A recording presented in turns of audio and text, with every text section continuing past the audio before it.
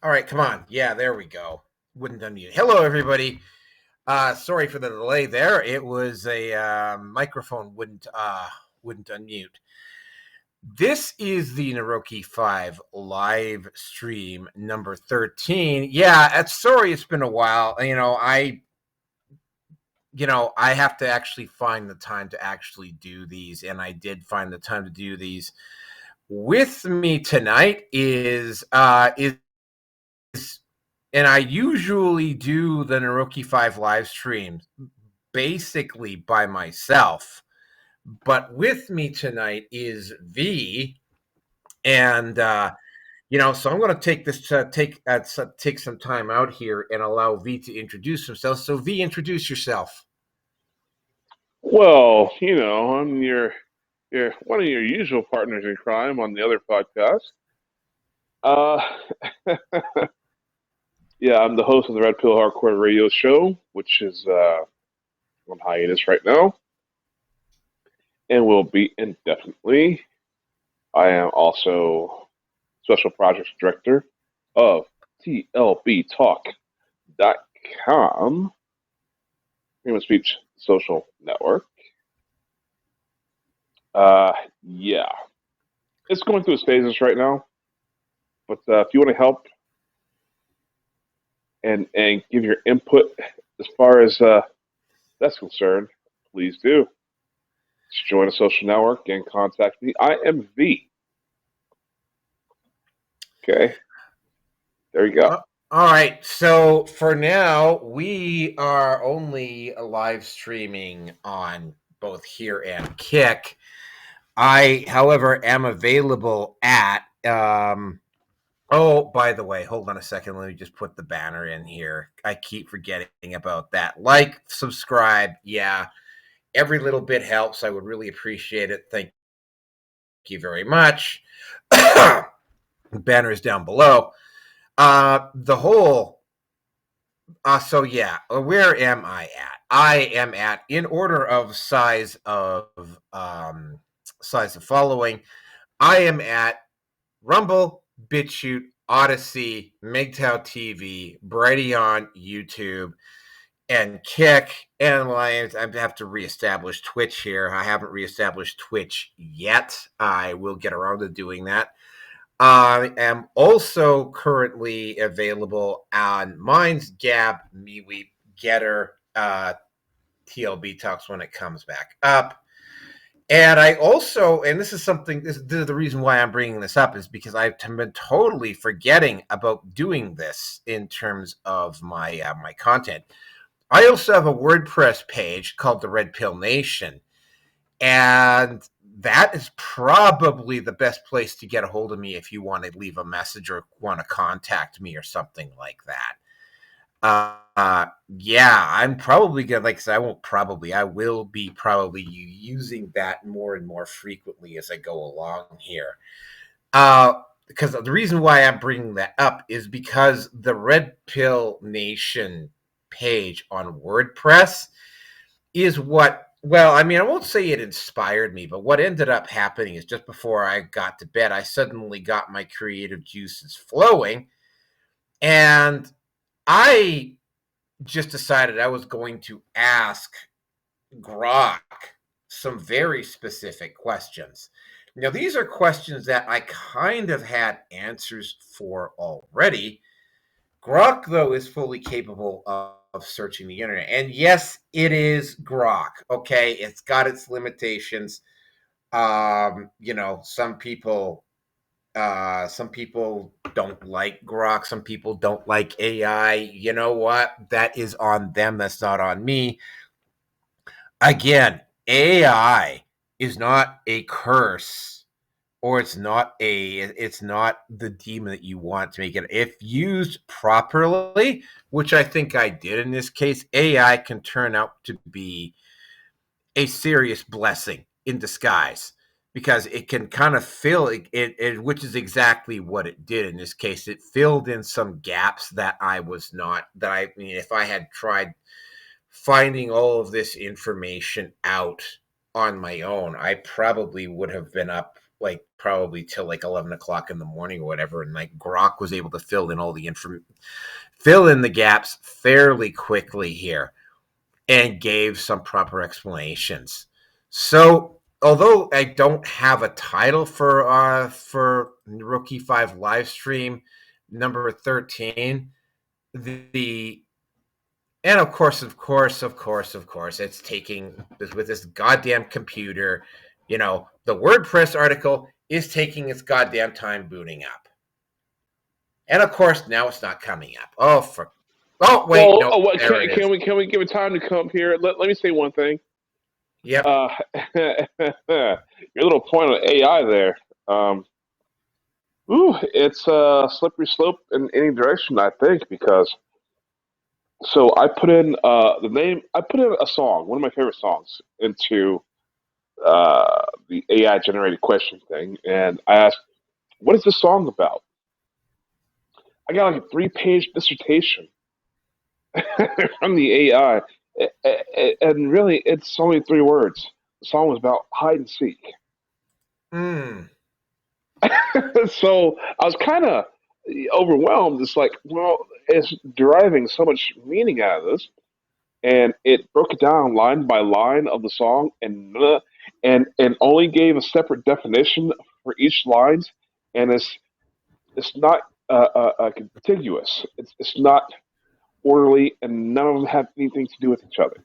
Yeah. So you got to be careful in in the way you use the AI, because it's going to just spill a bunch of nonsense at you.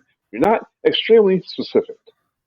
Okay, well, I did ask like if you ask vague questions, you're going to get vague answers. I asked some very specific questions. And by the way, these were questions that I already knew the answers to.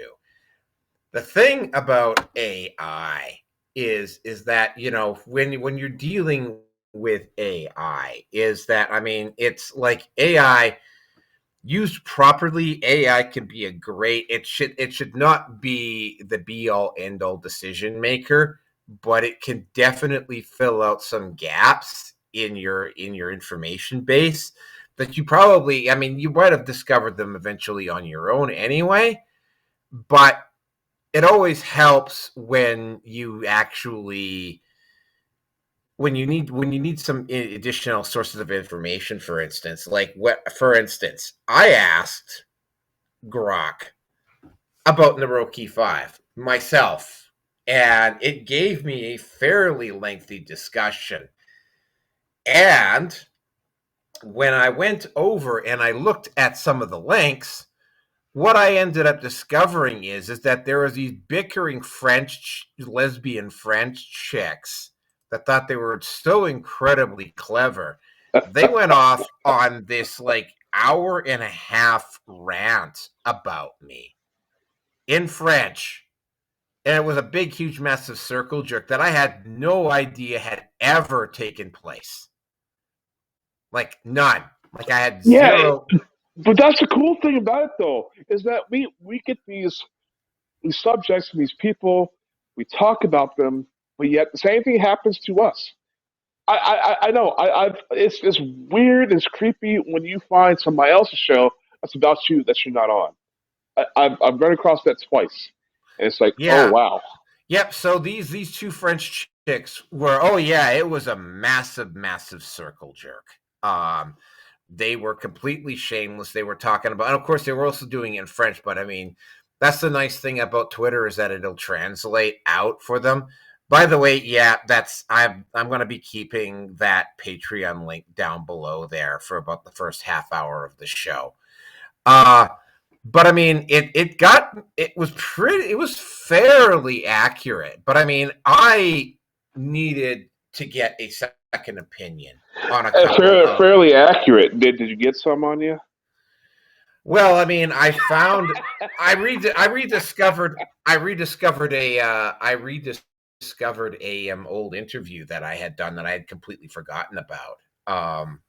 Well, you were talking about circle jerking, and then oh yeah, no, really there was that one. They did it. Get some on you? No, they didn't get anything on me. Thank you for making a joke work. There was no controversial. There's no controversies or anything about me apparently out there. But I am pro LGBTQ community. If you want to squirt lesbians, go right ahead.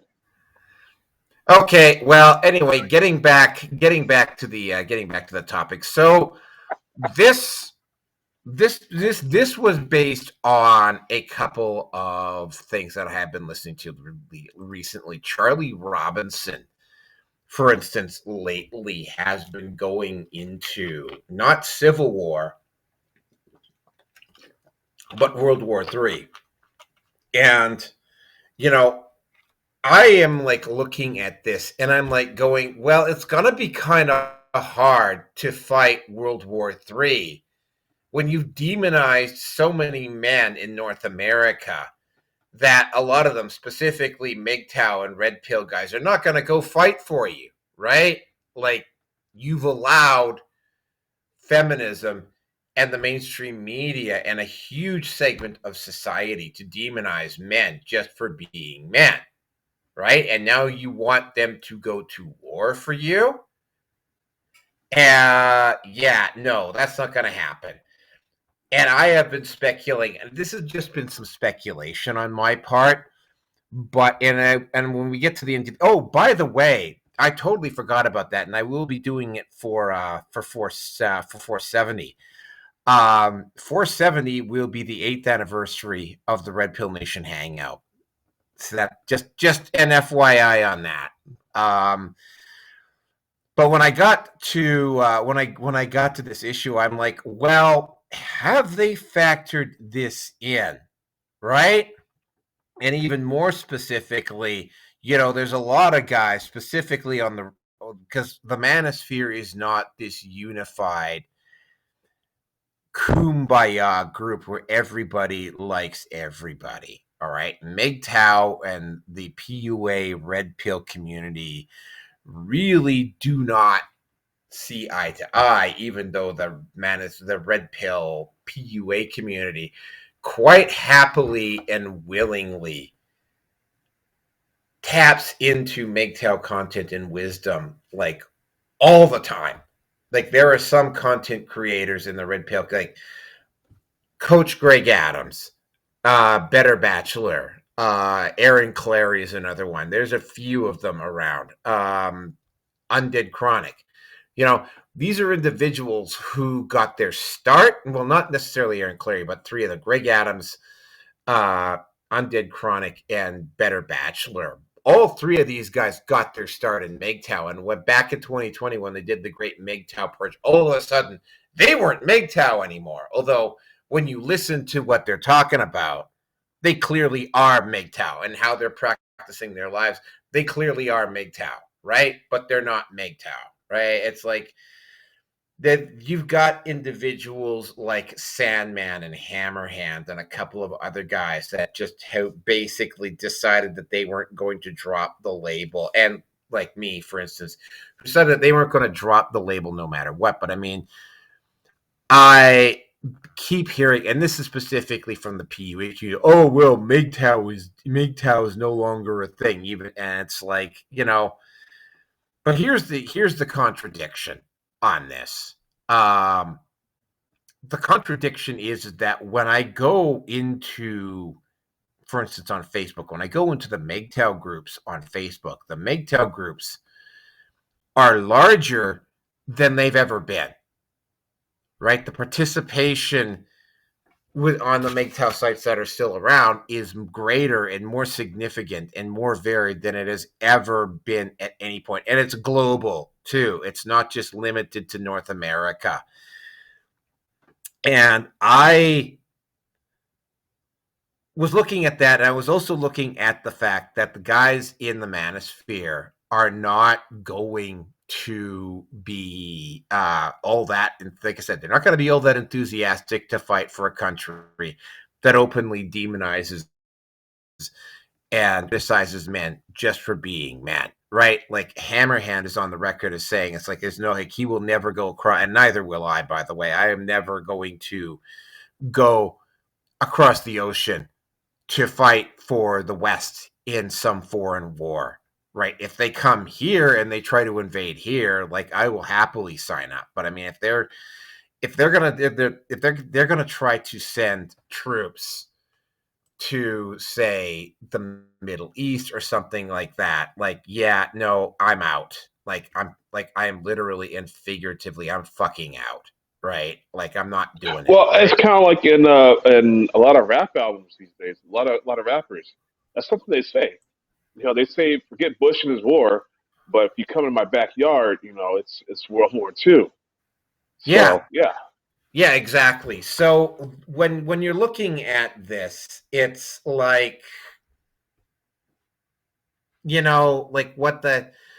what is the point here? So I had already figured a few things out, and Charlie Robinson has been talking about how specifically if they do not do something, because all three of the major power, and this is something we literally discussed on RPN 469 just a few hours ago. Like both Russia, China, and the United States all seem to be on a race to the bottom, right? China's issue is this: the corruption inside the Chinese government is at the point where they may have dramatically overreported the number of people living in China by a significant amount. And it's not just one thing, it's a combination of corruption.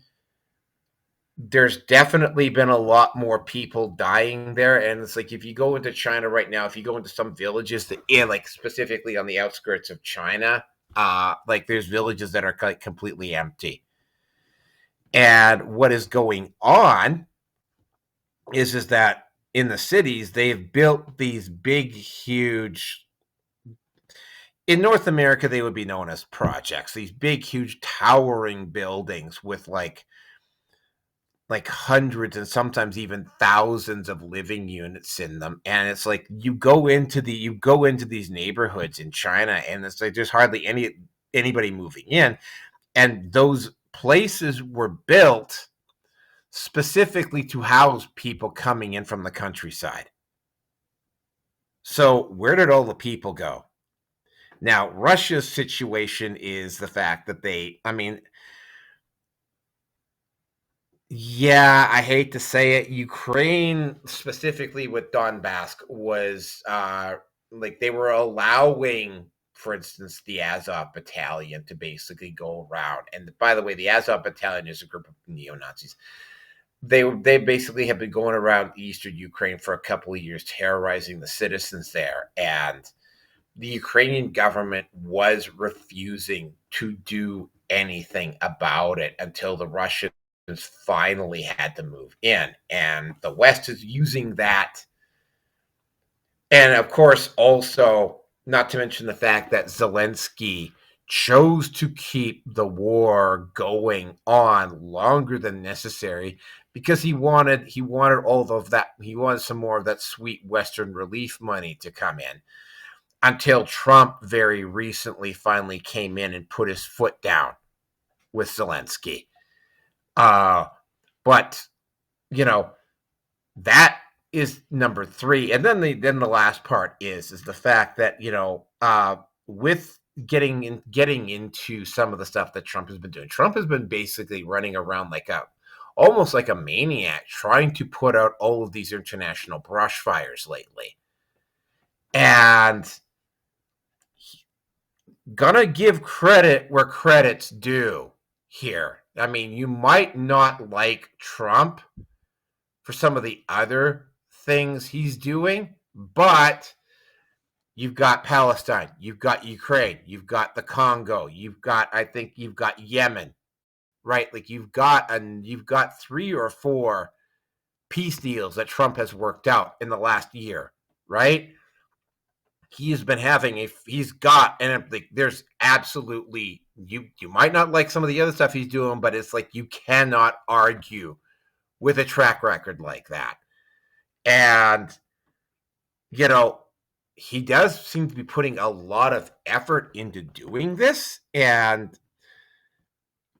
what I did is, and this is going to be the title of the video when I rename it. It's like, so I decided I already had answers to this, but I didn't have like rock solid answers to this. Like I needed some gap, and I needed a second opinion. So I, regardless of what you might think of AI, right? Here's the thing about AI. Or at least the one that, at least with Grok anyway, it does not. It is just basically about the data. It's not like the Google AI that had clearly been manipulated. Oh, clearly. Yeah. Grok appears to be less manipulated. Again, the AI that is currently operating is not actually alive or intelligent. It's just able to correlate and look at a lot of data, and has gotten to the point where it can like look at the data and come up with a decent answer based on available data on the net and feed you some decent information. So the title of this particular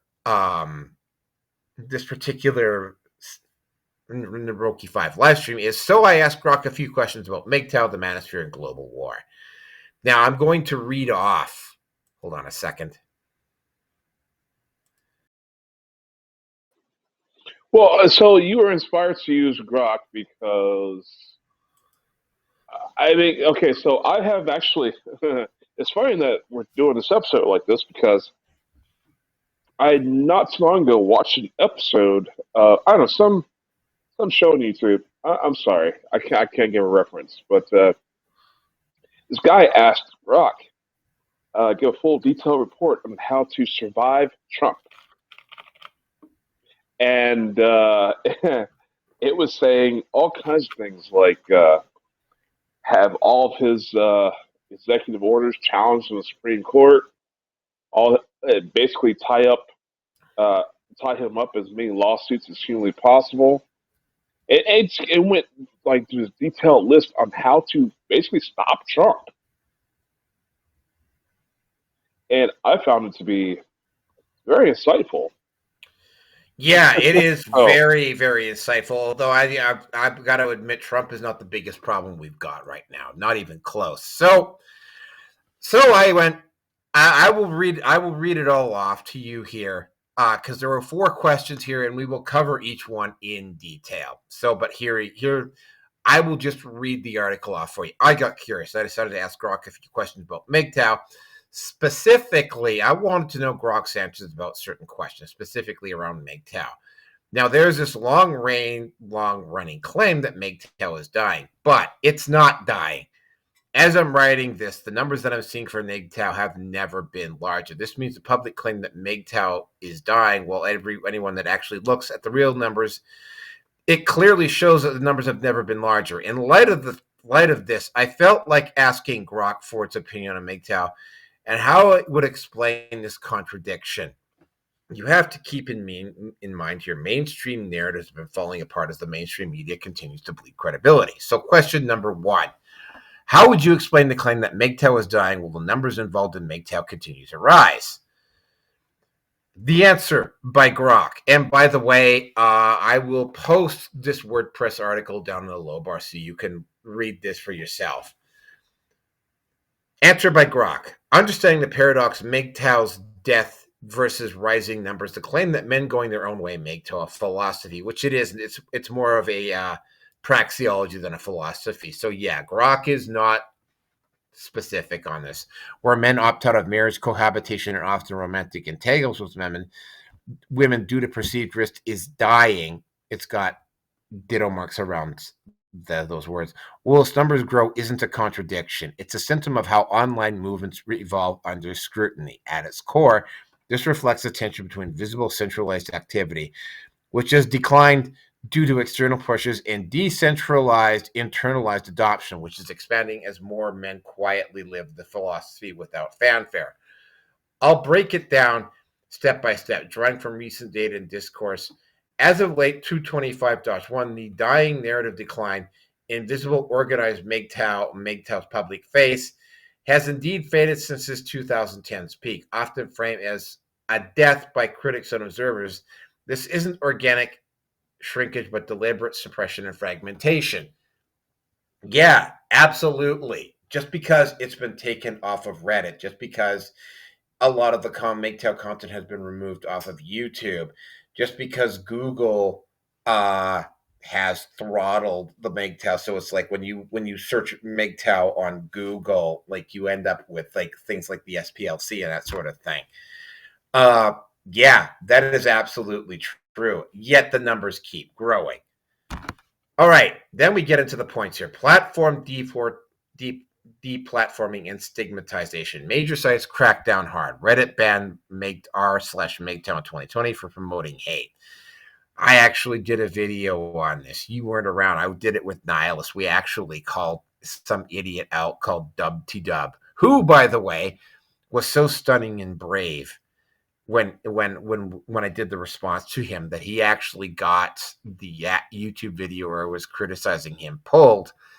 Fortunately, the video didn't stay banned, and it is currently back up at my YouTube channel, and my Rumble, and my Odyssey, and my BitChute, and my MGTOW TV. It's everywhere. All right, promoting hate, quarantining it earlier and slashing its 104,000+ subscribers. Actually, it was more like 152,000, but anyway, that's neither here nor there. Visibility.en, Wikipedia, or YouTube demonetized or suspended channels, which it did. E.g., many creators saw 80 to 90% view drops post 2021 algorithm change, targeting misogyny. By 2025, labels from groups like, oh yeah, the Money Stooges, ADL, and SPLC as a hate group have made the term toxic, pushing content underground. Reddit.com, X, Twitter searches now show users calling it dead as a term or evolving into something different, with rage bait content filling the void. And of course, it gives a fragmentation, and monk mode shift. Core MGTOW tenets emphasize individualism. No leaders, no hierarchies. Absolutely. When forums like MGTOW.com shut down post 2021, adherents didn't rally. They dispersed to private discourse, Telegram groups, or alt sites like Odyssey. Many enter monk mode full withdrawal, which did indeed happen. Full withdrawal from public discourse, focusing on personal sovereignty, fitness, finance, over X post. Lament this as burnout. The longest breakup in history, with creators like Salmon noting Africa's even eventual decline into similar opt-outs. At Salmon MGTOW, a 2025 Guardian retrospective calls it toxic but mainstream, yet notes a shift from loud rants to quiet exits. TheGuardian.com. Yes, that is exactly what's happened. Cultural pushback. Media amplifies dying by linking MGTOW to incel violence. Okay, MGTOW and incel have very little in common. When I was doing the MGTOW Master Series with Niles, we actually covered this. E.g., a 2025 Leeds attack tied loosely to it. I don't know about that Leeds attack. I do know that that guy in Leeds was not MGTOW. That's something I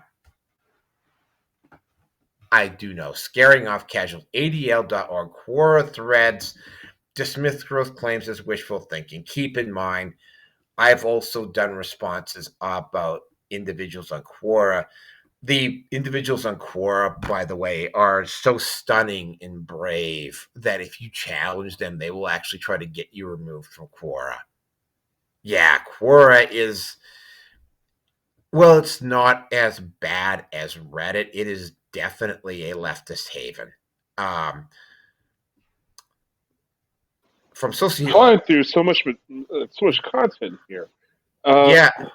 Can we just give a definition, because you often say okay. Well, I mean, I was going to read the whole thing, right? So okay. All right, Okay, from go ahead. sociologists monitoring hate movements, Quora.com, result fewer viral videos, empty conferences. I didn't even know there was a MGTOW Summit 2025 with under 60 attendees. Well, I mean, there's only been 2 MGTOW conferences, and both of them were low attendance. And anybody who knows anything about MGTOW shouldn't really be surprised. And plummeting official memberships. There is no official membership in MGTOW. Like, there's no card carrying MGTOW, right?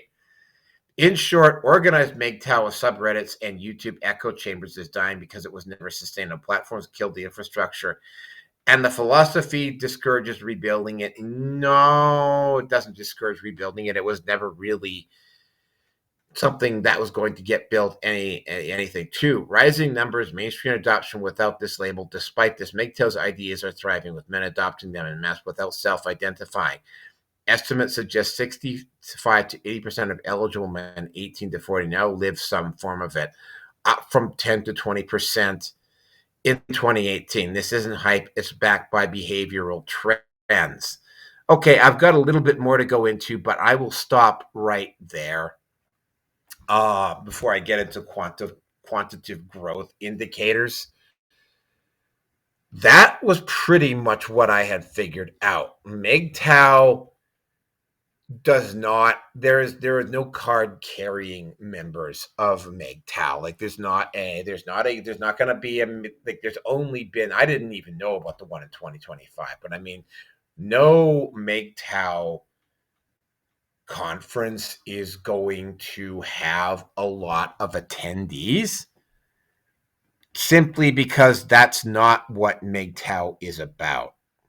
Now, if you're like circling from, say, 100 feet above, and you're looking at a group of MGTOW, and they're all kind of going off in the same direction, right? You would look at that and you would assume that it's a movement because it's a bunch of men all more or less moving in the same direction. The difference between a praxeology and a philosophy is that, a praxeology is a group of individuals adopting a philosophy. But the difference between a praxeology and a philosophy and a movement is that a praxeology is that each individual person within that praxeology is focused on their own individual goals. Like there is no collective aim with MGTOW. If you're standing on the outside looking in, right, it looks like they're all headed in the same direction, because individually they've all decided this is the direction that they're all going to go in, right? The only thing is, though, and this is something that I think a lot of opponents of MGTOW have failed to grasp, is the fact that, MGTOW doesn't, like there are no leaders in MGTOW. So if you shut down the MGTOW subreddit, it doesn't actually affect anything. If you take MGTOW content creators and you remove them from YouTube and you try to demonize them, it doesn't work, because that's not the model upon which MGTOW is based, right? MGTOW is is exceedingly and highly individualistic. So even if you put up a wall or tried to throw up a barrier with MGTOW, it wouldn't work, because the men would just simply go around it. They would find a way around it, and they would just keep going in the direction with which they were going, right? You're not going to stop the movement, because there literally is no movement to stop. So yeah, you could take down the Reddit, you could take down the subreddit, you could take down the YouTube content creators, you could have the SPLC and the ADL and all of those organizations brand the Manosphere and MGTOW as a hate movement. Ultimately, though, what happens is that it doesn't do anything, because there's no actual central organization to stop, right? Like trying to fight MGTOW is like trying to punch a fucking cloud, and the cloud just keeps getting bigger. And yeah, that's really what's going on here. I'm going to let V have his say before I get into the next section here. Yeah, well, there's a lot of terminology here. So and you say that there's a difference between the incels and MGTOW. Well, I would say they're both manosphere issues. However, you're correct on the assumption, well, on the declaration that MGTOW is not is loosely tied with incels. I mean, by definition, you have a man who's going his own way. Why? Because he's already experienced a woman, he's learned about women, who's made an assessment about women, and has made a choice to go without women. An incel is someone who craves women but can't find a willing partner. So they're really in the polar opposites, actually. By definition, they have nothing to do with each other. Unless you have an incel who has decided, the chase is too much. I'm just going to go my own way, anyways. Yeah, that's the point, right? It's like there was actually a writer, a couple of writers a few years ago who suggested that guys will go from red pill or MGTOW to incel, and that does not happen. That just does not happen because the dynamic is not set up that way. Right? That's not how it works. Right? Exactly. That's not how it works. But again, right? It's like, and I mean, I've actually got. I'm probably going to have to post it up. There's. I have encountered, and Mooncat, who I did a 5 video response to, is a prime example of this. Right? She did this hour and a half long video, very clearly that she did not do the research that she was required, including, by the way, and I think you'll really like this, V, claiming that the Manosphere is white supremacist, even though at that point in time, the two biggest actually, I think even all three of the biggest content creators at the time she made that video were all African American. And she was too lazy to actually check that. I mean, it was Kevin Samuels, Fresh and Fit, and Donovan Sharp. And Andrew Tate, who's not actually like he's half black, but I mean, yeah, it's like the most well-known guy in the Manosphere, Andrew Tate, is half black. And at the time that she did that video, and yeah, she did. She put it in at the end. I remember this very specifically. She put it in at the end. And she actually said, "Oh no, there's rampant white supremacy in the Manosphere," and I'm like, "What?" Well, I think Like, she's trying to make a connection with the patriarchy. I think sort of a slip. I don't think she meant to say that, or at least her researchers didn't mean to say that, or her researchers are dog crap, and threw in the white supremacists over patriarchy. Now, if you want to think it's a patriarchal sort of a situation, that's one thing. But just as you mentioned, there's a lot of brothers out there that just, okay, on the previous show, we mentioned how African American women uh, are toxic as all hell, and on a lot, I'm not gonna say all of them, but I'm saying this new generation. And from my point of view, this the newer generations. I'm not talking about your moms. I'm not talking about your aunts. I'm not talking about not your grandma. I'm not talking about either. It's these kids these days, and it's all about materialism. Yeah, black men, well, are somehow sometimes at a disposition to where you don't have a lot of money. Yeah, don't go get a white girl. White girl doesn't care how much money you got. She's not underneath that same brainwashing that's been put onto African American women by the establishment. They won't care about money a lot of times, but they'll care about other things that are way too much. And then that's when a man will decide, yeah, black women, no, white women, no, as well.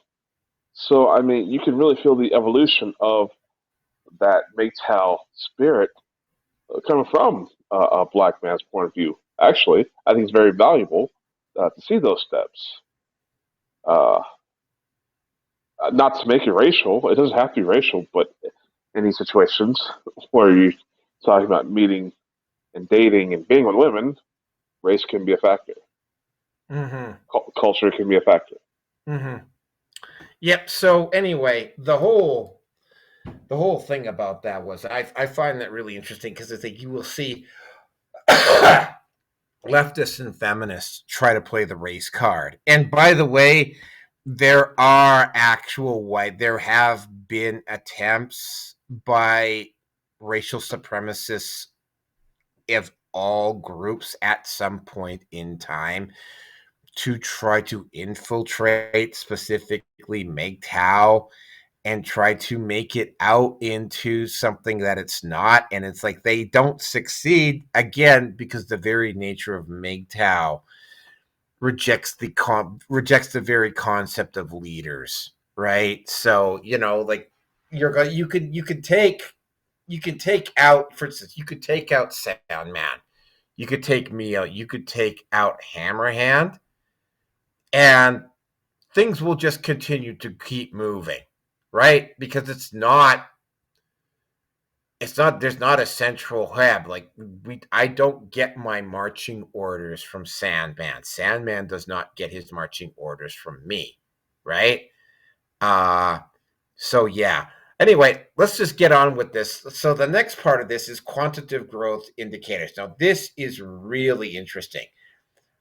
For a group that is supposed to be dead, they sure do have a lot of impact. And again, right, this is really interesting. Quantitative growth indicators, marriage and birth rates. U.S. marriage rates set an all-time low in 2024, 4.2 per 1,000 people, with 45% of women projected single by 2025.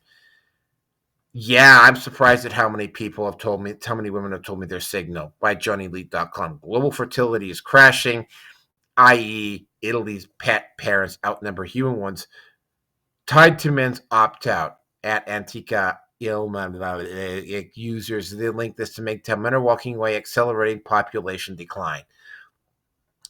2. Surveys informed pre-ban our MGTOW grew 600% from 2016 to 2019. Well, I can tell you from when I joined the MGTOW subreddit in 2013, it only had 3,500 people. And when they shut down the MGTOW subreddit in 2020, it had over 150,000, or damn close to 150,000. Which is, let's see, 13, 14, 15, 16, 17, 18, 19, 20. Over 7 years, that's 147. And it wasn't 20,000 per year. It was an incremental, like almost like a doubling. And I will actually get into some of the actual numbers here later on, but it's like, yeah, Well, can I say the numbers that you've already talked about? So the correlation there, you as a PUA, a former PUA, I would okay. So if you're having lower fertility rates and you have more people joining feminist movements or MGTOW movements, so there's a divide there. You can see the divide. And the thing is, women are spending too much time wanting to be desired than to desire someone. Men, just the same. Not as to the severity of women, but that's where our differences come into play.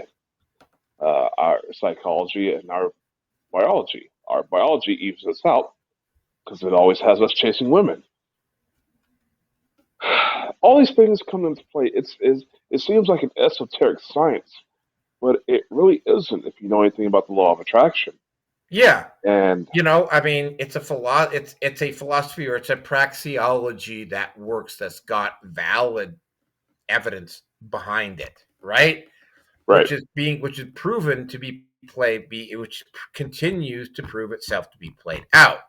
So, one guy who was MGTOW back in 2016 spread this concept out to all of his friends. Now, some of them didn't, some of them kind of laughed it off, and some of them didn't take it serious. Some of them actually looked and noticed, and they started, and it's like, once the seed has been planted, especially probably, and again, this is the thing, if they had maybe moved in and tried to ban MGTOW a couple of years earlier, it might not have had the profound impact that it had. The only problem is that by the time they got around to banning and by the way, they only banned the MGTOW subreddit. They didn't actually start moving on YouTube until like 2021, 2022. By then, the Manosphere in particular and MGTOW had reached that kind of like 1.5% of the fertile male population. And that is a very critical juncture in the growth of something. When you get to say one, it doesn't seem like 1% doesn't seem like all that much, but that's like about almost like somewhere between 1.35 million adherents to the Manosphere, which by my estimation occurred probably. Just give me a quick second here, because I have to go. I actually wrote the numbers down here at one point. I have to go looking for it here. Oh yeah, there it is. 1.35 million. Yeah, that would have been 2021. Where it reached that, where the Manosphere reached that level. And once it reaches that level, right, there's enough men out there now that have the information that it stops being just an online thing and starts to grow organically, and the information being spread by MGTOW and the Manosphere starts to seep into the general population, sometimes without guys even knowing. I will cite an example here before I get into qualitative shifts. I was talking to a guy when I was working this summer at this one site, and he was like massively frustrated because this one girl wasn't paying any attention to him. And I like looked at him and I started dropping stuff like, well, have you been friend zoned? Have you been this? Have you been that? This is a 15, 16-year-old kid I was talking to. That kid knew all of those terms. He didn't have the specifics on them, but when I threw that information out to him, he knew what those terms were. So that means then that the information is spread by MGTOW and by the Manosphere. And by the way, MGTOW was for the longest time the biggest faction inside the Manosphere. That means that information has spread out to the overwhelming majority of men and boys of breeding age.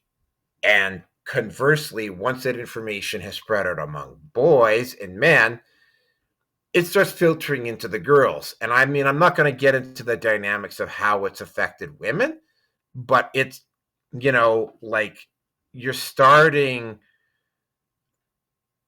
Yeah, it hasn't. It like it's a. I'm not going to get it. Not going to go into. But I mean, it has kind of like a yin and a yang effect, and it starts to affect women because women find out they keep hearing this information, and some of them will get curious and start looking. But yeah, I'm done with this. I'm going to go into qualitative shifts here. Qualitative shifts. Men aren't quitting society; they're selective. Expo: 65% of men are MGTOW. 65% of MGTOW are MGTOW aware. Women desperately trying new ways to attract boyfriends. John Davis, JDLLM, it's mainstream. And now young men cite divorce rates 70% initiated by women, false accusations, and economic burdens. At concerned MGTOW blogs like Daniel Danshaw's 2025 history note, fragmentation into quiet self-destruction or bachelor movements during gynocentric areas. Daniel-couplestherapy.com. Even non-MGTOW spaces, e.g. men's right, discuss governments fearing giant opt-outs, which I will get into. And then of course it runs off a bunch of numbers here, which of course you can get into here. There's explicit followers again, right? Like the numbers have continued. Here's the thing, right? Like if you take, and I will get into this a little bit more as you go on, a 100% increase of 30,000 is only 30,000. A 25% increase of 1,000,000 is 250,000. That number, I will bring that number up in a little bit. Okay, now then, here's the next part. Reconciling the two. Death of the brand, lifestyle, life of a lifestyle.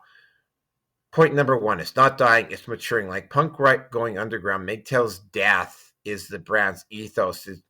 The ethos is viral. X uses MGTOW becomes mainstream, and men go in their own way without knowing it, which is exactly what's been going on, right? A concerned MGTOW, a 2012 YouTube video asked next phase after men go in their own way. This is something, by the way, that I will be getting into a little bit more, because this is something that has been brought up quite frequently. And it usually involves when a large group of people are suddenly freed.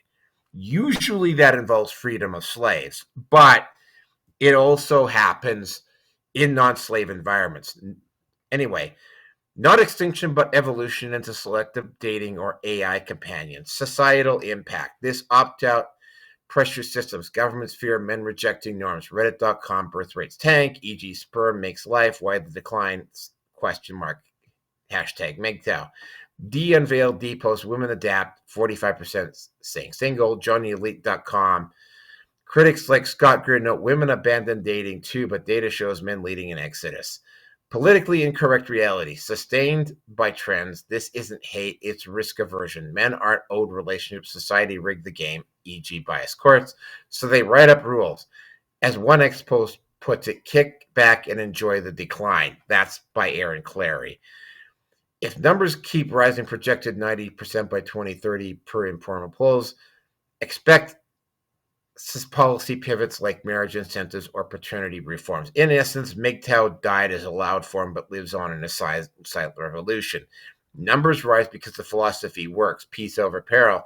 Well, the old structure crumbles under attack. It's not decline, it's diffusion. If society wants men back, fix the incentive, otherwise enjoy the monk era. Well, that's exactly what's happened. Again, right?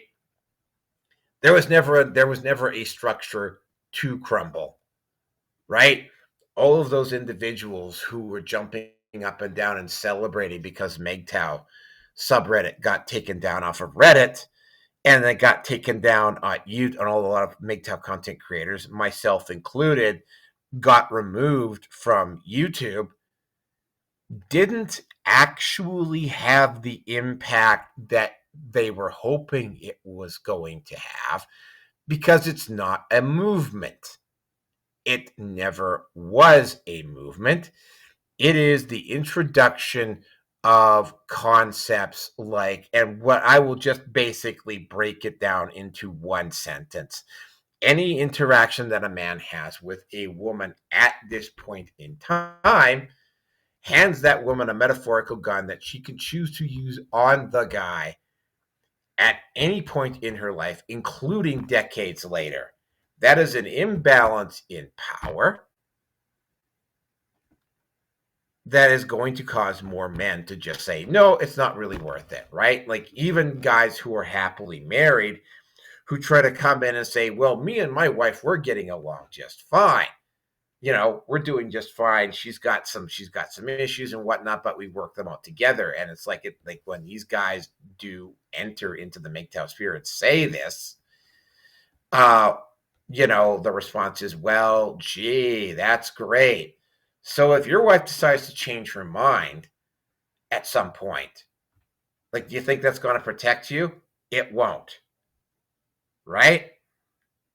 She's still holding all the cards.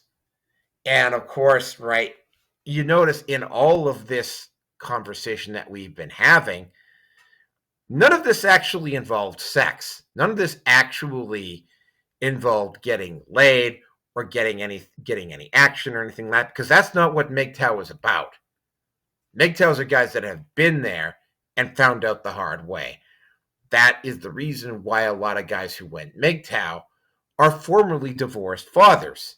Again, a fact that feminists don't want you to know about. But I mean, again, it has evolved beyond just the divorced fathers, the MR, because MGTOW was a splinter group of the men's rights movement. So yeah, this is very, very this is very interesting stuff. And it's dying, but it's not dying. And before I go into the conclusion, I'm just going to see if V wants to have his say or not. Well, you're when you want to talk about defining it in it, it's here. It wasn't destroyed. It wasn't. As you said, it wasn't a thing to destroy per se. It wasn't some tangible thing you could just throw on the ground. I have some older friends. Most of my friends are older. But I have some lady friends, and they're 60s and 70s. I talk about Manosphere stuff. They get a chuckle out of it. Oh, that's been around since forever. Every generation deals with their kind of form of this. It's something that has been around, something that will be around, to lesser or more degrees, depending on society and its characteristics of its era. But it's I got the little chuckle. Yeah, oh yeah. These are women who are starting to feel their freedom at this time in history. They're getting their freedom. So as that separation happens, one can see the other side. One has opinions about the other side. So yeah, they're like, oh, Manosphere, huh? Yeah, that's not a new concept. Well, okay. So for the people that think that they're going to destroy it in our generation, or the next generation, or a generation after that, probably not. So I mean, do what you will, but I don't know. What's inevitable will be. So, anyways, go ahead.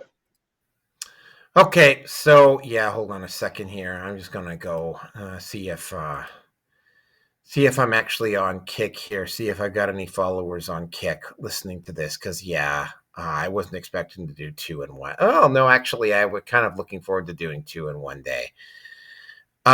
So yeah, I will get into the conclusion here. Just give me a second here, because once again, the computer's getting all fucking twitchy. Okay, conclusion.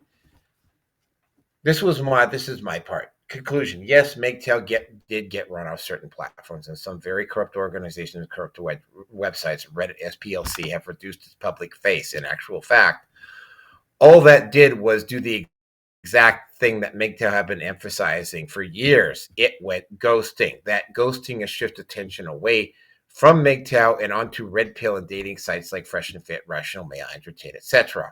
While most or all of the attention is being directed at this faction, MGTOW continues to grow. Its numbers are no longer doubling like they were in the mid and late teens. The numbers continue to grow nonetheless. Keep in mind that 30% of 1 million is still a much larger number than doubling from 78 to 154,000, for instance, which is what happened between 2019 and 2020, which happened in 2018 in estimation. There's also been frequent and increased use of MGTOW concepts in MGTOW media. Yes, J.D. Vance actually made a MGTOW quote in one of his interviews.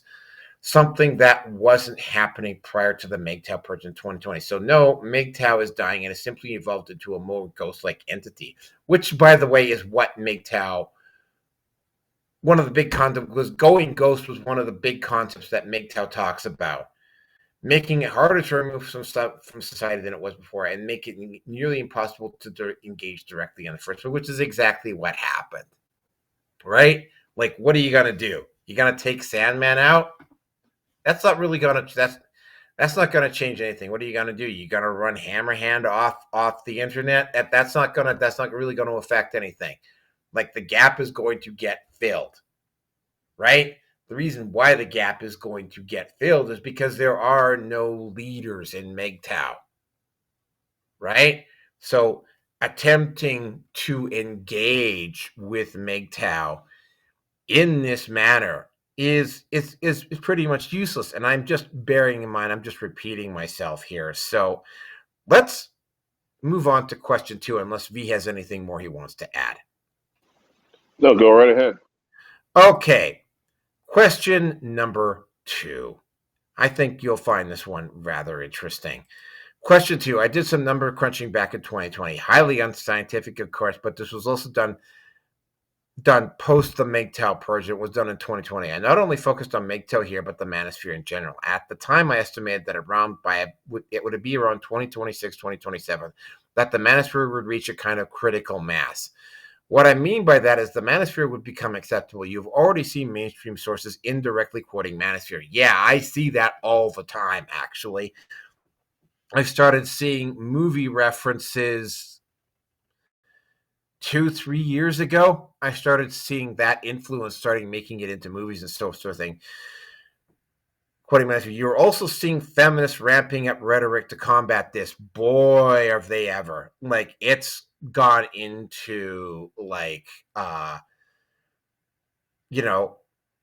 first they laugh at you, first they ignore you, then they laugh at you, then they attack you, and then they win. That's exactly what they're doing. They're ramping up the rhetoric to attack the Manosphere, which is just, in effect, bringing more attention to the Manosphere, and more people are looking.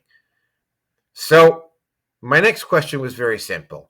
Grok, in your estimation, how long it is until the Manosphere becomes politically viable? Do you have any guesses when that would what Grok told me? No. Okay, all right. Let's just get into the answer. Defining politically viable in the Manosphere context answers to this, I first needed to clarify what politically viable means for the Manosphere, a loose network of online communities, e.g., men's rights activists, MRAs, incels, MGTOW, pickup artists, and red pill influencers that often critique feminism, gender rights, and perceived male disadvantages. I'll define it as achieving institutional legitimacy, forming or influencing major political parties, candidates, winning policy changes, e.g., family law reforms, anti-affirmative action for women, or securing elected officials who openly platform Manosphere ideas without career suicide. This goes beyond cultural influence, e.g., memes and voter turnout to structural power. Like alt-right's brief 2016 flirtation with the GOP, it's not there yet. Fringe MRAs hold no major seats, and the movement is still stigmatized as hate adjacent by groups like the UN and the SPLC. Yes, absolutely. What you have been seeing here, and I alluded to this earlier on in the show, is you're seeing more and more people quote MGTOW. You're seeing a lot more people quote MGTOW wisdom and MGTOW content on air, or quoting stuff from the Manosphere, not even necessarily without even knowing where it comes from. The numbers aren't there at this point. Like, we did have a rather unique situation that occurred back in 2020. I think it was 2023, when Pierre Polyev was inserting the hashtag MGTOW into a lot of the videos that he was making on his YouTube channel. Now, Pierre Polyev is married, so this probably wasn't coming from Pierre Polyev, but what it was likely coming from was that there was a guy in his organization, and probably somebody fairly high up in his organization, and Polyev is aware of who this person is, which is why Polyev did not run out to condemn it. It would be also very poignantly pointed out that Justin Trudeau and the Liberals and the mainstream media bent over backwards to avoid mentioning the name MGTOW. Like, they bent over backwards. It was like almost like MGTOW was like Voldemort. Okay, continuing on though. EN Wikimedia, but 2024-25 trends show rapid mainstream fueled by young male grievances over economic, dating, and woke overreach. Yeah, no kidding. My estimation, 2 to 4 years, 2027 to 2029 for viability in the US, UK, Canada, potentially faster if global right-wing populism accelerates. I'm going to point out something here, that the Manosphere is only right of center politically because the right is less unhinged than the left. There are definitely left-leaning people inside the Manosphere. I have actually gotten into some rather nasty disagreements, even with Trump, for instance, in the Manosphere. Well, would you say that's because also the left doesn't care so much about the nuclear family, Yeah, and which is kind of absolutely. what this is the Manosphere is sort of based on? You know? Yeah, absolutely. I would that probably plays a major part in it, actually, like a major part in it. And keep in mind communism.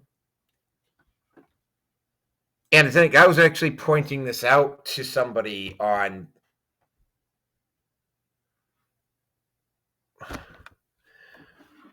the hell on Telegram here just yesterday or 2 days ago, that under communism, ultimately they want to break up the family unit and basically have people's kids be wards of the state.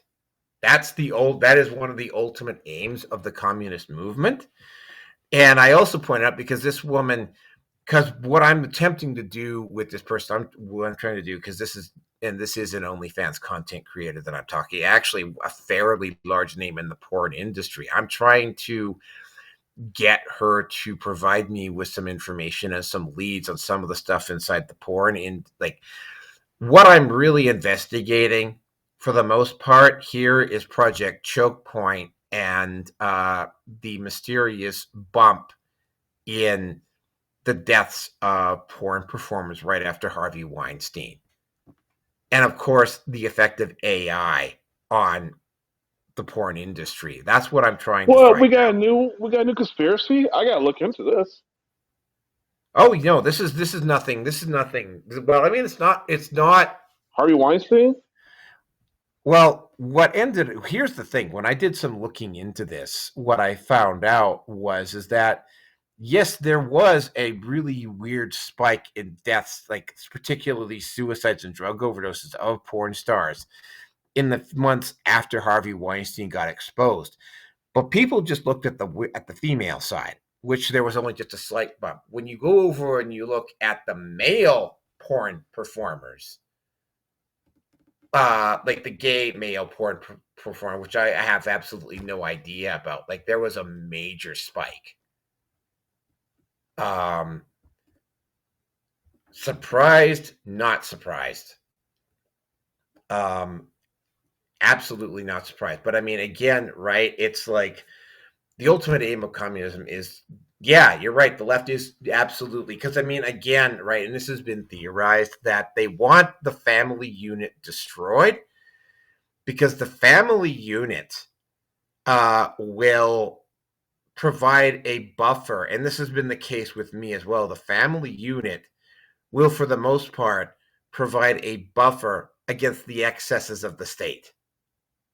Like, if you're having an issue with the state, there's that movie Catch Me If You Can with Leonardo DiCaprio and the more cowbell guy, the guy Christopher Walken. Christopher Walken. Okay, Christopher Walken, right? Christopher Walken plays Leonardo DiCaprio's dad in that movie, and Leonardo DiCaprio's dad at one point, and Tom Hanks is also in this movie. He looks at Tom Hanks's character in that movie, and he looks at it and goes, "So understand this, right? Like, I am never going to turn my son over to you because he is my son." Do you understand what I'm saying? He looks straight at Tom Hanks' character and says that to him. It's not, I don't care if I'm breaking the law, right? Like, I am not doing it, right? That's the thing about family, right? So yeah, they want that undermined. But anyway, continuing on here, electoral impact. Oh, and this was really interesting because there was a lot of women that were really pissed off after Trump got elected because young men voted overwhelmingly, even in a lot of blue states, for Trump. Electoral impact. In 2024, it was credited with Trump's win via late young male turnout, 18 to 29, so 10 to 15 points. Like, it was huge, right? Like almost like 60-40. So 60% of Manosphere podcast listeners, AA, Joe Rogan, Fresh and Pretty. I got to point this out. I don't know why they keep getting this confused. Joe Rogan is not a member of the Manosphere, right? Again, yeah, most of the listeners voted Trump. Joe Rogan is not a member of the Manosphere. He's never, and this is something that I think a lot of people don't know, Joe Rogan has never had a guy from the Manosphere on his show. Not that I can recall. Anyway, up from 20, NBC Newscom X discussions framed as the biggest catalyst, with influence like Andrew Tate boosting turnout, rational male, post-election misogynistic vitriol surge tying into Project 2020's anti-abortion. Oh yeah, there were women right after Trump got elected that were talking about wanting to kill all men. Like, that's how bad it was. Cultural mainstream 2025 saw it. BBC docs like men of the Manosphere and UK parliamentary inquiries on the misogyny threat signaling elite attention. Wikipedia.org. Globally, it's growing. Emerging Muslim Manosphere. Oh, yeah, absolutely. In the UK, brown pill for men of color. The surges in China, lying flat man, Turkey and Kenya, MGTOW. Journal Sage Pub Expos Direct 2025 is the year, with publicly sympathy shifting instinctually taking the man's side. Limits. It's reactive, not proactive. Grievances, divorce, loss, wealth, accusations drive it, but infighting, e.g. Trump doubts in mid-25, and toxicity, incel violence links, and again, incel and MGTOW. In fact, there's a lot of people inside the Manosphere that don't even consider incel to be a member of the Manosphere. I do. And we're not going to get into incel too much tonight. Keep it marginalized. JournalSagePub.com. Democrats are now dipping in via TikTok and podcast to reclaim. Yes, they are. We actually covered this, if you recall, that land whale that they hired, that feminist land whale that they tried to hire to bring men back into the young men back into the Democrat Party. That did not go down very well. In short, well, you say that, but I don't know. I'm in the land of milk and cheese, right? What they call them here? Butter queens, yep. Ladies of the curd. So big girls, yeah, they do quite well. Actually, I'm going to tell you the truth, because I've been back in the States. I don't think I've seen one thick girl that didn't have a massive ring on her lip, ring finger. So there's just a lot of scrawny little dum-dums walking around. A lot of these, I guess, I don't know, the druggies, they're all scrawny. They're not taken. I don't see any rings on their fingers, but that's not my type. Okay. You know? Yeah, that's more my type. Well, I don't like them super skinny either.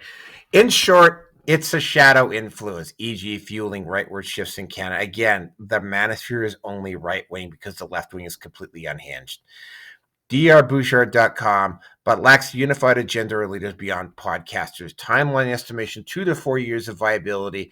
drawing from men's rights movement's 60-year arc, from 1960 divorce reform boost to 2024's Trump boost. The Manosphere is compressing decades of growth via social media. Yeah. Anyway, and again, right, we get into the incubation timeline, key milestones, that sort of thing. I'm not going to go into all of but I mean, it reaches its goal. Like you're going, it wouldn't surprise me. And when we get to the end of the year show, you will see me talking about this. You're going to see a lot more discussion. You're going to see a lot more, particularly Republican politicians, quoting Manosphere content in 2026. Simply because there's enough men in the Manosphere now that in a close election where you have, by estimation, potentially here, let me just take a look here. I gotta hit my numbers up again here for North America. For North America by 2026, baseline estimations, 3 to 4% of the breeding male population will be actively involved in. Actually, it's going to be more than that. It's going to there'll be 3 to 4% of guys that are actively MGTOW. There's going to be about a doubling of that. So probably about 6 to 8% of the breeding male population in North America will be active adherents of the Manosphere in one form or another. 6 to 8% of all, which, by the way, translates out to 3 to 4% of the popular vote in most areas. And you know what's going to prompt that increase, right? It's economical, really. Yep. And you got to throw in the economics as well.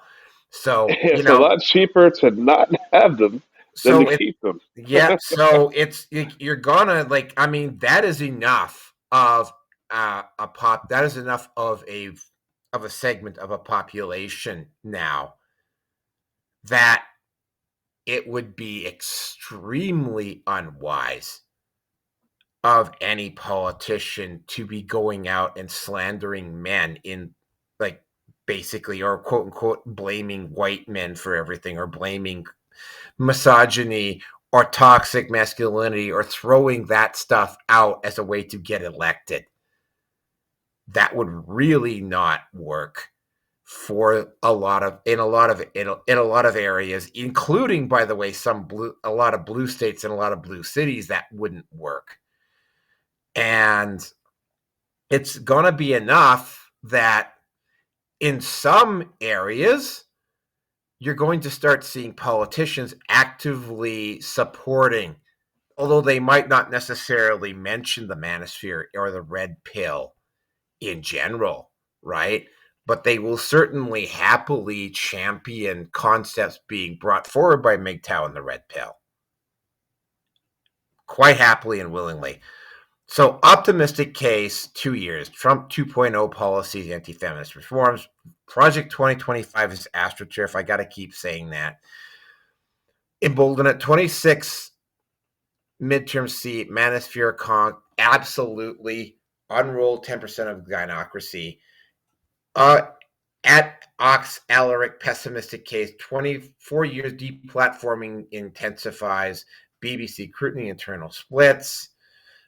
Historical delay. So basically what it's basically going to go down to, and I'm not quite done here. Broader implications, backlash potential as it grows. Expect femisphere mirroring, i.e. bioessentialist rage on both sides. UN inquiries could frame it as anti-right, stalling viability. It's a reaction to women's autonomy, nonpartisan truth. This isn't inevitable. Male supremacy, its grievances, politics. Data shows real issues. Male suicide rates, custody bias, fuel system, but toxicity, violence, glorification undermines legitimacy. Journals, both sides, left-wing hyperfeminization, rights entitlement, alienate centrists. Mulholland over societies could preempt viability by addressing root causes, equitable family laws, mental health for men. In my view, the Manosphere becomes viable when it's no longer edgy, which is going to be very, very soon. When politicians cite it unapologetically, you're going to see coming up next year, probably as early as June, you're going to start seeing politicians, particularly politicians where elections are close, where there's like a 2, 3, 4% swing, citing the Manosphere and concepts being brought forward by the Manosphere are going to might make the difference between a vote between a politician losing and a politician winning. 3 to 4% is in a close election where there's just 1 or 2 points separating, or even there's like even as little as 3 points separating one party from another. Coming out all gung-ho and starting to espouse Manosphere concepts and championing Manosphere ideas without actually saying them, without actually directly quoting the Manosphere, might basically help a couple of, not that the Republicans are going to need much help in 2026 because the Democrats seem to be quite intent on self-destructing, but let's go with that. It's like you're going to see that happen. And conclusion. While Grok's estimation falls a little bit later than mine was based on the fact that feminists and leftists are going to make a major tweak between now and the end of 2026, aka 8 stages of a movement by, and now I can't remember the guy's name again. Wish I could never remember his name. 8 stages of a movement. Hold on a second. Let me take a look here. I wish I could remember. I could never remember the guy's name. But he came 8 stages of a social movement by Bill Moyer. Yeah. All of this stuff we were just talking about is predicated on a stage 4 and 5, the Manosphere hitting a critical mass. Again, while Grok's estimation falls a little later than mine, is based on the fact that left feminists were going to make a major stake between now and the end of 2026, aka statism. Grok itself clearly states that this is a possibility. No matter which way it goes, though, in both U.S. and Canada, both these nations are in one form or another are going to have to address this issue in one form or another, and especially in light of what I have for question 3. Anything to say on that before we move on to question 3? No, my friend. I hate to tell you, but I've got to go. I gotta be up in 6 hours, so. Okay, no problem. I have zero problem finishing this off by myself. Thank you very much for participating. I'm just going to take this because I still got a couple more. Thanks for sticking around. Thanks for participating. Let's all give V a hand. Have a good night, V. I will finish this off on my own. All right, thank you. All right. So the next question that I asked Grok was, will the Manosphere hinder U.S. NATO's ability to engage in a war? And how long until the Manosphere renders any option for war for the U.S. inviable? The reason why I asked this is, again, Charlie Robinson and a few other podcasters have been pointing out that that the U.S. government is aiming for war. They're aiming for war, and they don't really particularly care how they get there, but they are aiming to start a. There are factions inside the U.S. government that would like to start a war. Now, is that going to be viable? Well, I decided to ask that question to Grok. All right, so answer from Grok. Will the Manosphere hinder U.S. NATO's ability to engage in war? Yes, the Manosphere, a decentralized online ecosystem encompassing MGTOW, Red Pill communities, incel, and men's rights activists, will likely contribute to hindering the U.S. and NATO's capacity for large-scale conventional warfare, primarily through exacerbating recruitment shortfalls and fostering cultural disillusionment among young men, which is something that I'd already figured out. However, this impact is indirect and multifaceted, intertwined with broader demographic needs like declining birth rates, economic competition for talent, and perceptions of woke military policy, e.g., DEI initiatives and gender integration. It's not direct sabotage of a system of deepening male disengagement from institutions, including the military, which relies heavily on voluntary enlistment from 18 to 24-year-old males, historically 70 to 80% of recruits. The hindrance manifests in manpower constraints, which are already evident as of late 25. The U.S. military missed recruitment goals by 41%, and FY 2023 faced ongoing deficits, particularly among white and conservative men, the traditional backbone of enlistment. Hoover.com NATO families face even steeper demographic declines. Europeans' working age population shrinking by 10 to 15% by 2020-30 amplify this vulnerability as U.S. provides 70% of alliance capabilities. NationalInterest.org, a peer conflict versus China. Russia's sustained operation require rapid mobilization to reserves and replacements.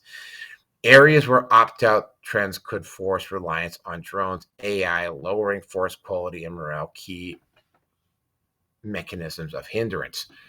Translation: they won't get enough people to sign up to engage in a long-term conflict. That's basically what it boils down to. Not to be a stick in the mud here, but that's effectively what they're saying. And this is before, by the way, I get into the three issues: recruitment, opt-out, sexist dynamics, cultural and immoral erosion, and demographic amplifiers, which I will read off one at a time. Bottom line here, and this is something, again, that I have said, that Hammerhand has said, and that a lot of other make have said, that I'm not going to go fight a foreign war for a government that is actively gynocentric and antipathic towards males just for being males. It's not going to happen. It's not going to happen. Sorry, it's just not going to happen. And you can block this or you can report this all you want. Bottom line is that, that this is just not going to happen. Carrying on, though. Recruitment, opt-out, and sexist dynamics. Manosphere rhetoric frames military service as a raw deal. High-risk deployment injury for lower rewards. In a gynocentric society, like I was just talking about, where men bear disproportionate burdens, e.g., combat roles, family court biases.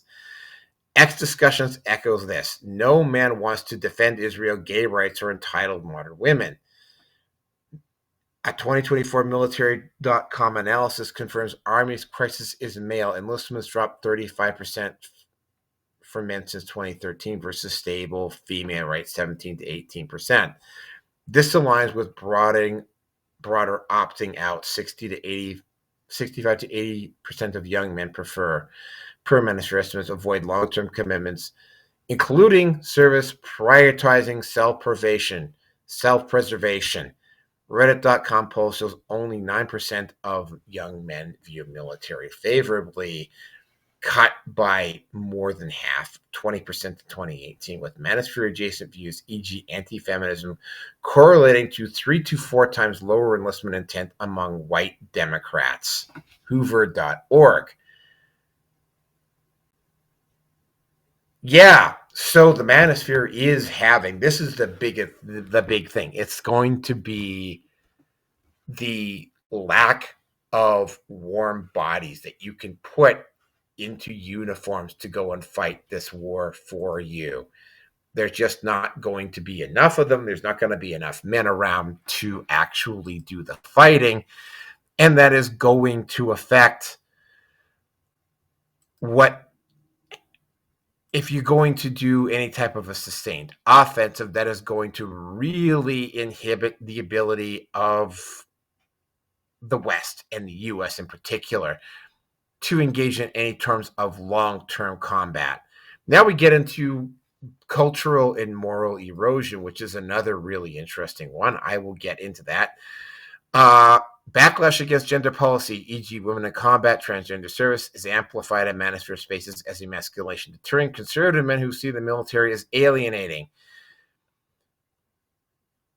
DEI quotas for lower centers, with reenlistments down 12% among junior enlisted. This erodes cohesion. Survey indicates 43% lack high confidence in leadership amid politicization.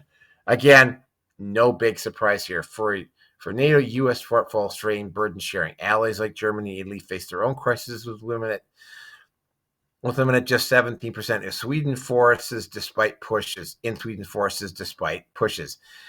A 2025 National Institute reports warns NATO lacks manpower for regional plans, risking deterrence fails versus Russia. Absolutely. So, yeah, you not only have a decline in the number of troops, but you also have a decline in the quality of those troops and the morale of those troops going into battle.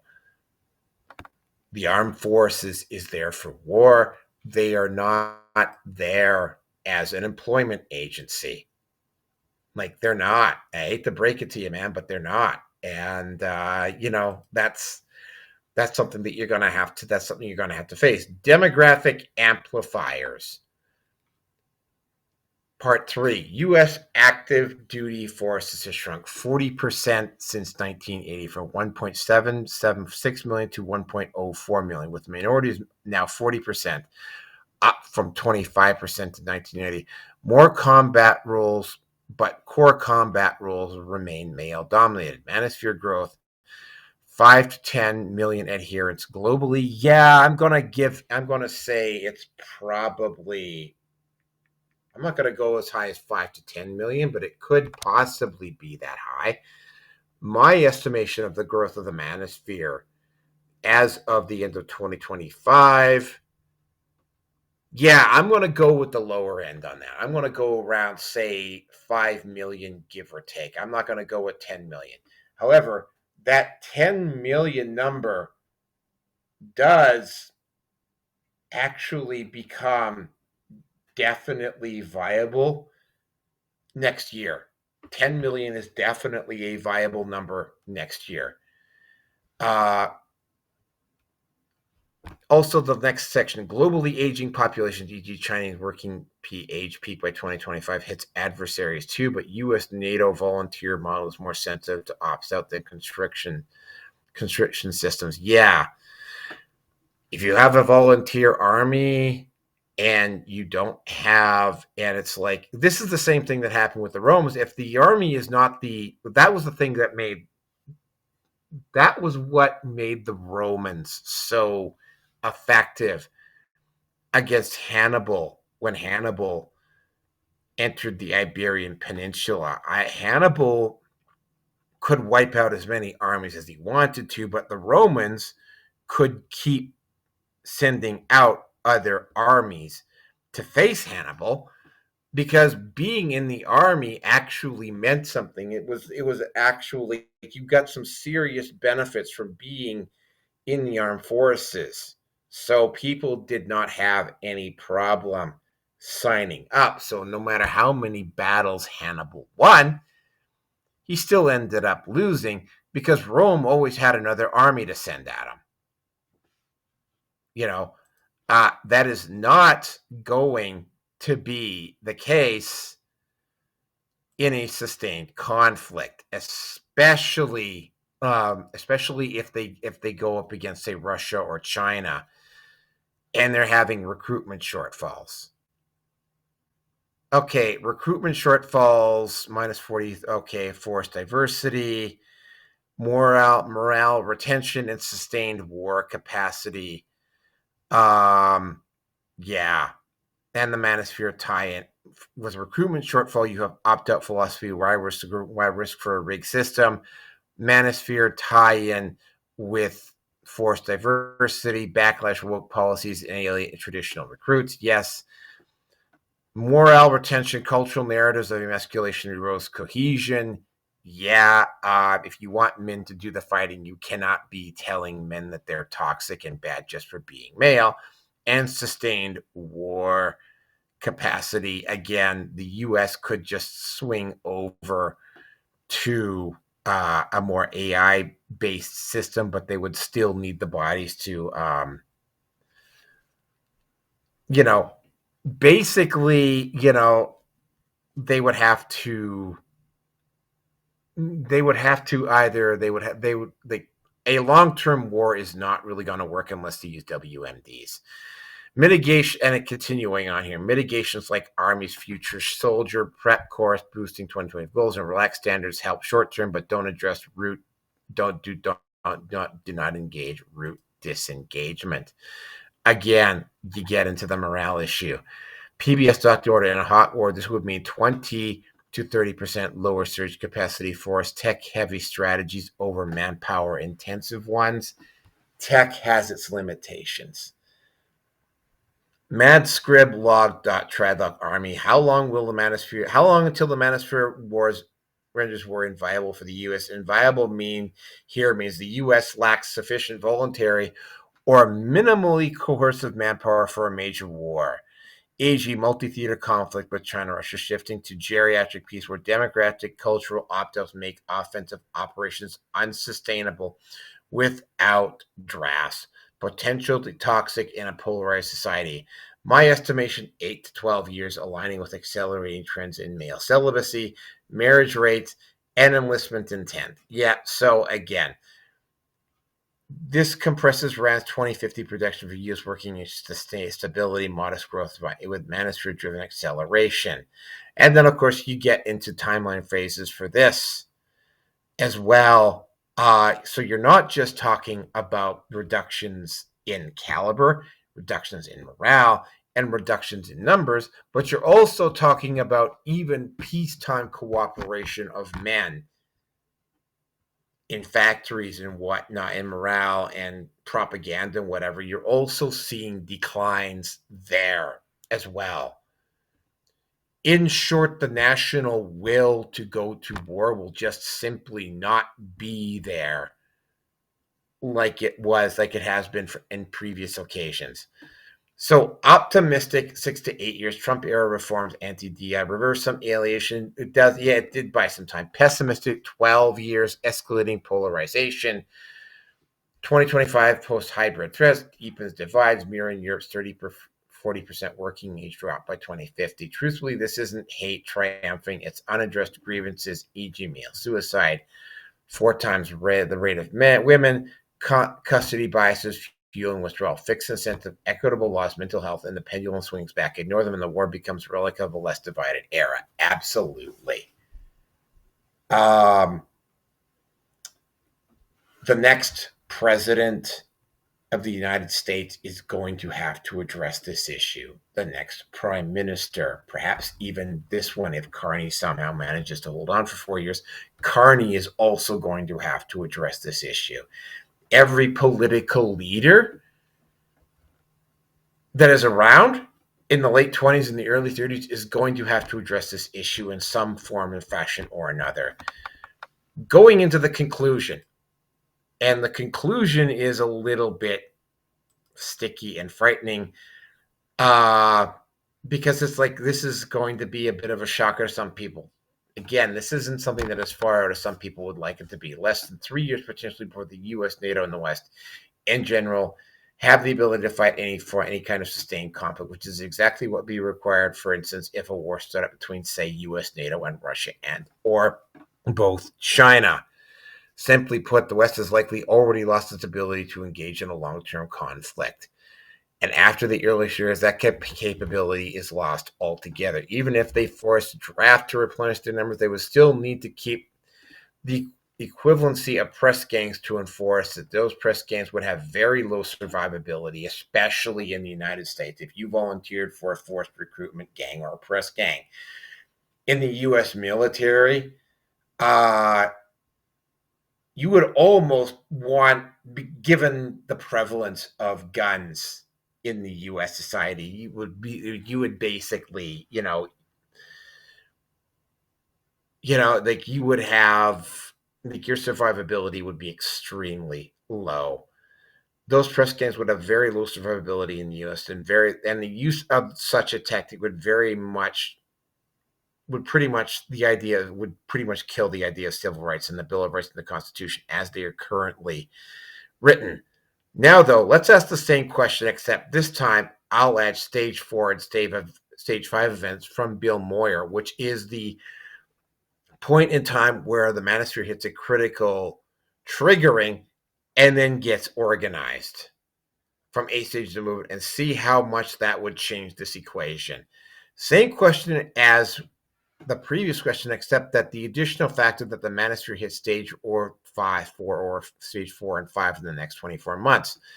Question: will the Manosphere hinder U.S., NATO, and NATO's ability to engage in a war? And how long until the Manosphere renders any option for war for the U.S. inviable? This time, add the factor that the Manosphere hits stage 4 and 5 of Bill Moyer's 8 stages of a social movement and how it affects the dynamic.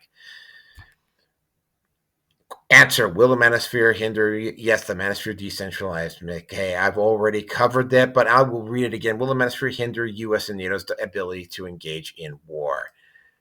Yes. The Manosphere in central, decentral like MGTOW instills red pill and men's rights act will hinder the U.S. war-making capability, acting as cultural accelerator for male institutional disengagement. Its anti-feminist self-preservation narratives, e.g. society is rigged against men, amplify recruitment shortfalls. Again, this is just but the numbers are a little bit different.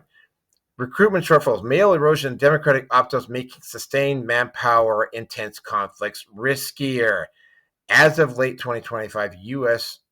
recruiting shows volatility. U.S. Army FY 2025 goal 61,000 enlistees via incentives like 4.5% pay hikes and waivers, but male enlistment range means down 35% since 2013. White males dropping 43%. This male crisis drives most gas per Department of Defense data, while NATO allies face worse. Europe's 60-year low birth rate and 10 to 15% working age population decline by 2030. Limit deployable forces under 700,000.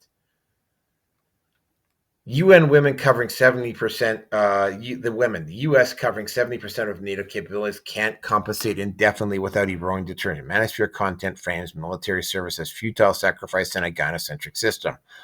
High risk for bias rewards. Custody losses post-development resonating. No man wants to defend the entitled modern women. Yeah, absolutely they don't. Hate to break it to you, but that is actually true. Only 7 to 9% of Gen Z males expressed enlistment interest, down from 20% in 2018, with Manosphere exposure correlating to 3 to 4% lower propensity among conservatives. Absolutely. Broader trends: 77% youth ineligibility due to the rise of mental illness and physical illness intersect with its monk mode ethos, projecting 80% male opt-out by 2030. Yeah, just let that sink in. Recruitment and opt-out applications. Narratives portray enlistment as emasculation via DEI quotas and gender integration, deferring traditional recruits, backlash, DEI lower standards, hurts readiness.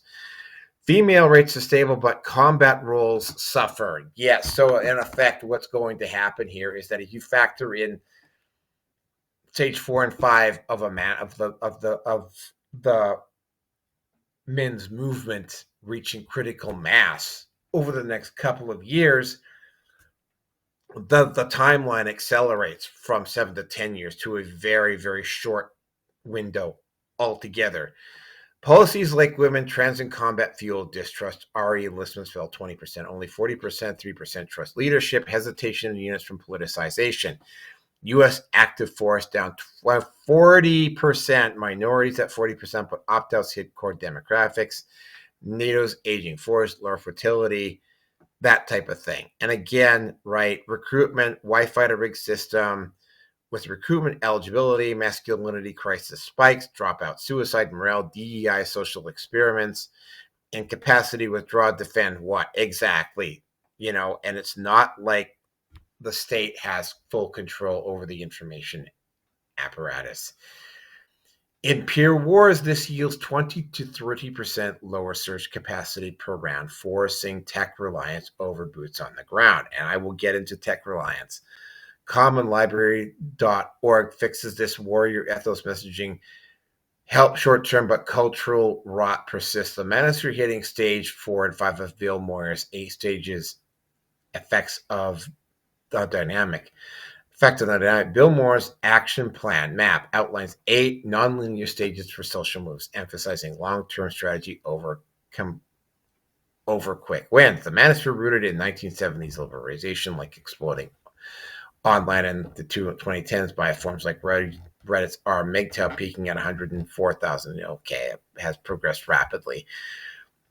By 2025, it's arguably entering stage 4. And it's very close to stage 4. Takeoff, visible public attention, new movement, emergence in stage 5, identity crisis of powerlessness, perceived failure, activist burnout despite gains. Per analysis, framing it as a backlash to feminism successes. Plus this maturation, fueled by influencers like Andrew Tate, popular in mainstreaming. YouTube intensifies hindrance by shifting from fringe venting to institutionalized withdrawal. Translation. Everything accelerates. So it goes from 7 to 10 years down to a less viable stage. And now we're going to get into stage 4. Stage 4, takeoff, emergence, and momentum. Here, movements burst into visibility with protest, media buzz, rapid growth, alerting the public to grievances. Common library for the Manosphere. This hit in the late 2000s, early 2010s, tipping point for scholars. Web 2.0 enabled viral red pill content coalescing. MRAs, PUAs, incel, and MGTOW. By the way, incels did not exist as a term in the early 2010s. That only came along thanks to Alec Manoasphere. Into a 5 to 10 million global members global ecosystem by 2025. UN reports notes its mainstream, with 2/3 of young men engaging influence promoting misogyny as love. For males, X sentiment, Manosphere accessible everywhere. Betas, no dating. Dating's a humiliating ritual. Effect on war dynamic. This visibly normalizes opt-outs, turning cultural memes into behavioral shifts. Recruitment dips as 65% of young males per estimate internalize system-rigged views, viewing military as an extension of patriarchal burdens without reciprocity. UNWomen.org, it creates a feedback loop, media scrutiny, with the BBC doing what it did, boosts awareness, drawing more disaffected use, eroding enlistment propensity faster than pre-stage 4. Stage 5, identity crisis. Identity crisis of power post-takeoff, activists face despair, feeling futile against power holders, feminist institutions, platforms leading to burnout, splintering, and retrenchment. Manosphere examples, deplatforming, Reddit 2021 embarked failure narratives pushing migration to Odyssey X and monk mode withdrawal, fighting Manosphere trauma bonded, shaming healthy relationships. X members describe climbing out amid toxic but core adherence, double down on isolation. Effect on war dynamic. This stage weaponizes despair into economic sabotage. Men don't just avoid service, they reject societal contracts, accelerating geriatric peace. Morale creators as veterans echo alienation and political ties, e.g. from Trump via Tate. Pressures reforms like anti-DEI, but deepen divide. Unlike stage 4 energy, stage 5 entropy makes recovery harder. Burnout fosters echo chambers where no one signing up becomes profit, straying needles volunteer model versus conscription series. And again, I'm sorry if I'm boring you with a lot of this technical gobbledygook and double speak, but that's kind of what's going on here. Overall, 4 to 5 Stages 4 to 5 transform the Manosphere into reactive, echo, proactive takeoff force. Takeoff spreads the virus. Crisis entrenches immunity. Institutions dishasten. Hindrance. Hindrance via Manosphere pipeline signal blocks prioritizing personal sovereignty over national duty. UN warnings that undermines democracy by radicalizing youth. How long until Manosphere renders war in the U.S. inviable means voluntary forces fall below thresholds for offensive peer wars? Yielding defensive-only postures relying on AI alliances, but attrition vulnerable. With stages 4 and 5 accelerating mainstreaming, Manosphere drying up as ideas permeate without labels. Estimation 7 to 10 years, shortened prior 10 to 15 due to crisis-driven entrenchment. This aligns with DoD's 85% ineligibility projection by the 2030s plus mass post stage 5 retrigger risks. Optimistic 5 to 7 years, which is down. Pessimistic retriggers deep in crisis. This is the grievant evolution, not malice. Addresses addresses biases or institutions crumble. Stage 4 to 5 make it stickier. Awareness breeds action. Despair breeds permanence. Long term, and again, I'm sorry if this is all sounding kind of dry to you, but this is what we're looking at here. Having read all that, what again for probably the fourth or fifth time, but actually having to verbalize it all. What it basically means is that as stage 4 and 5 occur, the window with which U.S. and NATO forces would have the ability to engage in some sort of offensive action is pretty much off the table in a very short period of time. Yeah, it's going to be very interesting. Again, currently the Manosphere is at stage 3. It is going to hit stage 4 very soon. Some people have already argued that it already is in stage 4. 2026 is going to be a very critical year in that regard.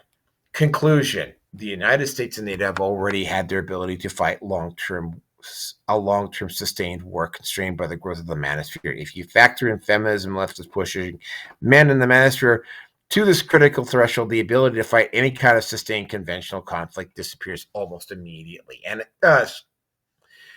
And disappears entirely in the 30s. The West would have to either surrender or sue for peace. The only way a conflict like this could be won would be through the liberal use of WMDs, which that would be potentially cause the death of billions of people. You also have to keep in mind here, too, the West will not allow itself to be defeated without having to resort to nuclear, chemical, biological weapons and mass scale war. Russia and China will also not allow themselves to be defeated this way either. Keep in mind here, too, there appears to be massive over-reporting on the actual population of China, and Russia is dealing with its own issues, specifically the Ukraine. All three of these nations are facing severe difficulties. That might work in the U.S.'s favor. Bottom line, though, is that if you're expecting a 1939 to 1945 long, drawn-out war of attrition, you're probably not going to get it. The Manosphere is going to really, and I don't think anybody has really looked at this in its entirety and looked at it in its whole and looked at the entire scenario and have realized that this situation does not work out very well. And I mean, like, very, very clear that any type of a major war for the West right now would be a bad idea. The Manosphere is going to affect this. And I think it's also fair to assume that, I mean, when you're looking at Trump and all of the peace deals that Trump has struck in the last few years, you're looking at the possibility here that Trump is signing these deals for a very particular reason. And that reason is the fact that he is very much aware that the U.S. cannot afford to be engaged in a long-term conflict. Not anymore. You know, the Manosphere will get in the way of any recruitment attempts that the United States attempts to do if stage 4 and 5 occur, with the continued unrelenting attacks of men's issues by feminists, which is creating a negative feedback loop, right? Feminists understand that they're losing the battle on this, so they ramp up the rhetoric. The rhetoric gets fed back into the Manosphere. The Manosphere echoes that rhetoric inside the Manosphere, which guys like me in the Manosphere will go out and tell everybody else about, which just simply accelerates and creates another negative feedback loop, which makes the next round of rhetoric even worse than the first, because they have to keep doubling down and they have to keep saying the same thing, because the individuals we're dealing with are insane and will just keep doing the same thing, or keep doing more of the same thing over and over and over again until the bottom drops out. In conclusion, with these questions asked of Grok, and keep in mind that Grok has more than its fair share of justifiable critics, the West's ability to engage in any type of long-term war while it hasn't been taken out completely, hasn't been taken out completely, unless the Manosphere is given the ability to become politically violent and the issues raised in the Manosphere are not addressed, the consequences could be very serious. Simply put, men in the Manosphere, and specifically MGTOW men, will not fight in this kind of war, and it would require an actual full-scale invasion of North America to get them to sign up. Now, if a guy sitting in his kitchen, me, can figure this out, even if it's just me asking Grok some questions, it's pretty safe to assume that some of the brighter minds in Washington, D.C. and other places have also taken a hard look at this. Yes, they have. Suddenly, Donald Trump's flying all over the world trying to strike up peace deals suddenly makes a whole lot more sense. And I just, saying that, getting on to the next thing, this would explain the rather hectic pace with which Donald Trump has been going around the world, attempting in a lot of cases succeeding in putting out multiple regional wars. His most recent course being the accord between Russia and Ukraine. They have likely figured out that's what's going on, even if they haven't factored in the impact of the Manosphere on armed forces recruitment. And yes, the question about how MGTOW is real and Manosphere on armed forces recruitment. And yes, the question about MGTOW was relevant, and it is. There's simply no way of eliminating the MGTOW influence short of suspending civil rights would be the end of the U.S. and the West as we currently understand them. This isn't Orange Man bad, by the way. Gavin Newsom and any Democrat that wins the election in 2028, talking hypothetically here, will be in exactly the same situation. Yeah, even if the Democrats somehow win in 2028, they will have to deal with the same issues. In fact, it will probably be even worse given the Democrats' record for dealing with this problem. The Manosphere is no longer a laughing matter. Its impact is already being felt, and its emergence to political viability will occur sooner if stage 4 and 5 of Bill Moyer's 8 stages happen in the next few months. Or it will happen organically in 3 to 5 years anyway. So long term, like, we're almost on stage 4 already. And, 5 usually occurs within 12 to 24 months of stage 4. So once that genie is out of the bottle, the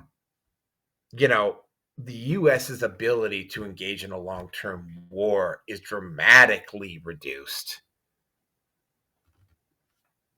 That might be good news. That might be bad news. here's the thing. Good news. If you're in the Manosphere, you will have to post.